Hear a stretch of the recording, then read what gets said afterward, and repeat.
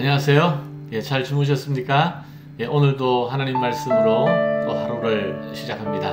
하나님 말씀은 창세기 26장 1절에서 11절 말씀입니다. 아브라함 때에 첫 흉년이 들었더니 그 땅에 또 흉년이 들매 이삭이 그랄로 가서 블레셋 왕 아비멜렉에게 이르렀더니 여호와께서 이삭에게 나타나 이르시되 애굽으로 내려가지 말고 내가 네게 지시하는 땅에 거주하라. 이 땅에 거류하면 내가 너와 함께 있어 네게 복을 주고 내가 이 모든 땅을 너와 네 자손에게 주리라. 내가 네 아버지 아브라함에게 맹세한 것을 이루어 네 자손을 하늘의 별과 같이 번성하게 하며 이 모든 땅을 네 자손에게 주리니 네 자손으로 말미암아 천하 만민이 복을 받으리라. 이는 아브라함이 내 말을 순종하고 내 명령과 내 계명과 내 율례와 내 법도를 지켰으니라. 이삭이 그랄에 거주하였더니 그곳 사람들이 그의 아내에 대하여 물으매 그가 말하기를 그는 내 누이라.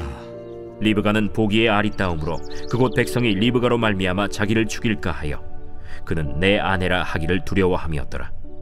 이삭이 거기 오래 거주하였더니 이삭이 그 아내 리브가를 껴안은 것을 블레셋 왕 아비멜렉이 창으로 내다본지라.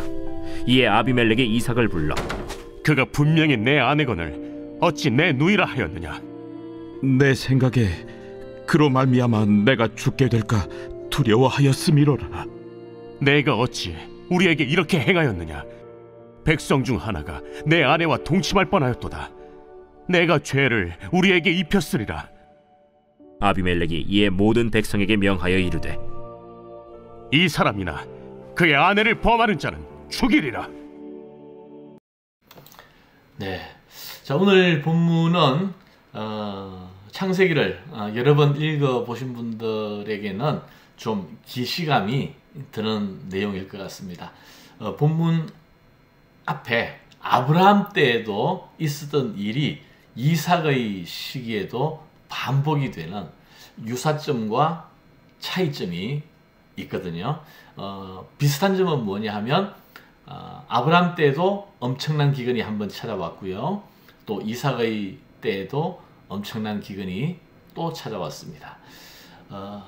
아브라함과 이삭 모두 위급한 순간에 거짓말로 위기를 모면하려고 했다는 것이 둘 다 비슷한 그런 상황이죠. 차이점은 뭐냐면 아브라함은 기근이 일어났을 때에 애굽으로 도피를 합니다. 가나안 땅에는 먹을 것이 보이지 않았거든요. 그러나 애굽에는 나일강이 있기에 먹을 것이 언제나 풍부해서 애굽으로 도피를 해서 그곳에서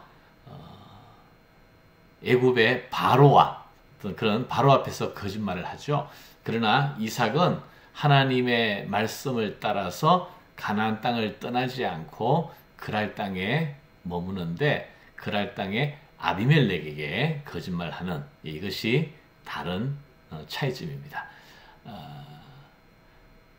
자, 3절 먼저 한번 보시죠. 3절 하나님께서 말씀하시는데요. 이 땅에 거류하면 애굽으로 가지 말라는 거예요. 기근이 와도 이 땅에 거류하면 내가 너와 함께 있어 네게 복을 주고 내가 이 모든 땅을 너와 내 자손에게 주리라.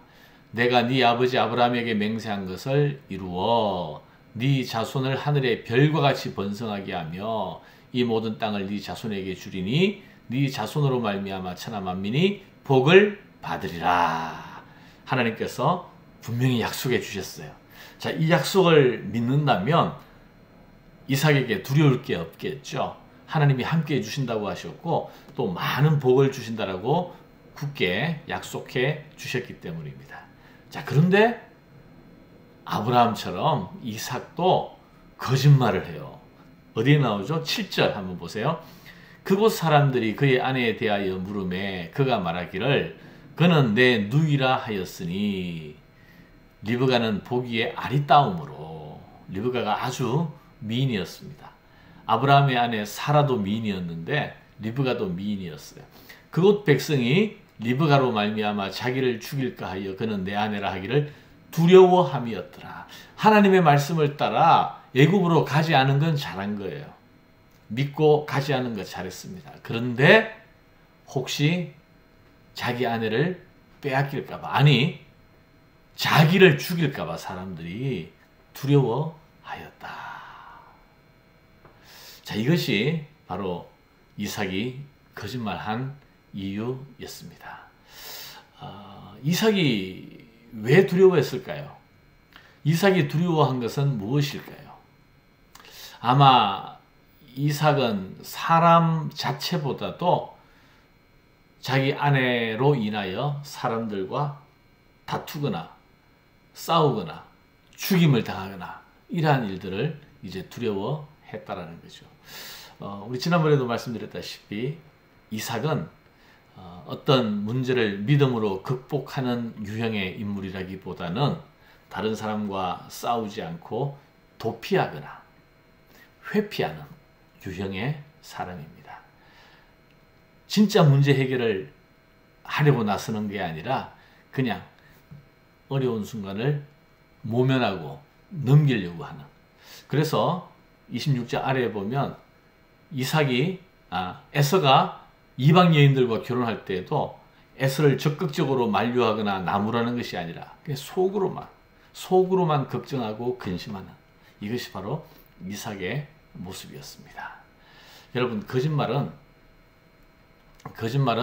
문제를 피할 수 있는 가장 손쉽고 단순한 방법입니다. 그래서 거짓말을 하면 그냥 간단하게 넘어갈 수 있을 것 같고 상황을 모면할 수 있을 것 같고 그냥 다 무마될 수 있을 것 같은 착각이 드는 거예요. 그러나 거짓말은 문제 해결의 방법이 결코 아니라는 사실을 우리가 기억해야 합니다. 나중에 8절에 보면요. 이삭이 거기 오래 거주하였더니 이삭이 그 안에 리브가를 껴안은 것을 블레셋 왕 아비멜렉이 창으로 본지라. 여기는 껴안은 것인데 그냥 단지 동생 사이에 허그하는 게 아니라 이것은 부부 사이에 애무하는 것, 애정을 표현하는 것, 이런 것으로. 그래서 다른 번역에는 이삭이 리브가를 애무하는 것을 이렇게 표현하기도 해요. 그래 결국 아비멜렉이 딱 보니까 누이가 아니라 부부 관계인 거예요. 그래서 질책을 하죠. 10절 아비멜렉이 이르되 네가 어찌 우리에게 이렇게 행하였느냐. 백성 중 하나가 내 아내와 동침할 뻔하였도다. 네가 죄를 우리에게 입혔으리라. 아비멜렉이 이에 모든 사람에게 명하여 이르되 이 사람이나 그의 아내를 범하는 자는 죽이리라 하였더라. 아비멜렉이 더 멋있죠. 이삭보다. 이삭이 아비멜렉과 블레셋 사람을 속였지만 그러나 이삭을 기꺼이 보호해 주려고 하는 아비멜렉. 하나님이 이삭을 지키기 위해서 보호해 주신 거죠. 자, 거짓말은 상황을 손쉽게 넘어갈 수 있다라는 유혹이 되지만 그것은 문제 해결이 방법이 아니라는 사실을 기억해야 합니다. 이 거짓말로 인해서 하마터면 리브가를 잃을 뻔했습니다. 리브가에 대해서 잘못하는 일이죠. 비겁한 일이었죠. 아내를 보호하기보다 자기를 지키려고 하는 이삭의 어리석은 마음. 리브가에게 잘못한 것이고 또 아비멜렉과 블레셋 사람으로 하여금 죄를 짓게 할 수 있는 아비멜렉에게 잘못하는 일이고 그리고 하나님에게 온전히 믿지 못하는 하나님에게 잘못한 일이에요. 이삭은 거짓말함으로 이 상황을 모면할 수 있을 거라고 생각했지만 그것은 리브가에게 아비멜렉에게 하나님에게 잘못하는 진짜 문제 해결 방법이 아니라는 사실 기억하시고 여러분 오늘도 우리 삶에 복잡하고 또 어려운 문제가 있습니다. 그때마다 그냥 손쉬운 방법은 이 상황을 넘어서기 위하여 거짓말을 하고 싶은 유혹이 있을 수 있어요. 그러나 거짓말은 절대 하나님의 사람으로서 문제 해결의 방법이 아니라는 사실을 기억하고 하나님을 온전히 믿고 신뢰하고 순종함으로 믿는 사람답게 하나님의 성품, 하나님의 영광을 드러내면서 또 살아가는 오늘 하루가 되기를 주님의 이름으로 축원합니다. 기도하겠습니다. 하나님 감사합니다. 오늘 이삭이 두려워함으로 또 문제를 손쉽게 해결하기 위하여 불신앙적인 동기로 거짓말하는 것을 보았습니다.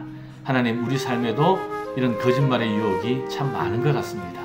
하나님, 이것은 문제 해결의 방법이 아니라 하나님의 사람으로 올바른 일이 아니라는 것을 다시 한번 기억합니다.